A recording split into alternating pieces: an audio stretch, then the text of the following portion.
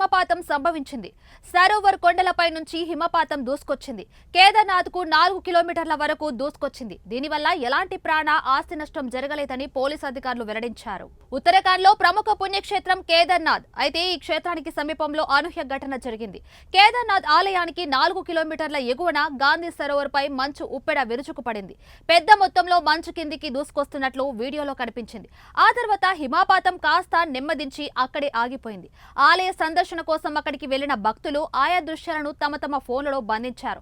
మరికొందరు ఆందోళనకు దిగారు. దీనివల్ల ఎలాంటి నష్టం జరగలేదని రుద్ర ప్రయాగ్ పోలీసులు అధికారులకు చెప్పుకొచ్చారు. ఇక కేదార్నాథ్ సహా ఆ ప్రాంతమంతా సురక్షితంగా ఉందన్నారు. హిమాలయ ప్రాంతంలో ఇలాంటి సాధనమేనన్నారు. కాకపోతే కేదార్నాథ్ ధామ్ ప్రాంతంలో భద్రత మెరుగుపరుచుకోవాలని సూచించారు. గత ఏడాది కూడా ఇలాంటి ఘటనలు చోటు చేసుకున్నాయని గుర్తు చేశారు. వాతావరణ శాఖల నుంచి నివేదికలు తీసుకుని ఆ సమయంలో దేవాలయాలను సందర్శించడం మానుకుంటే బెటర్ అని అంటున్నారు.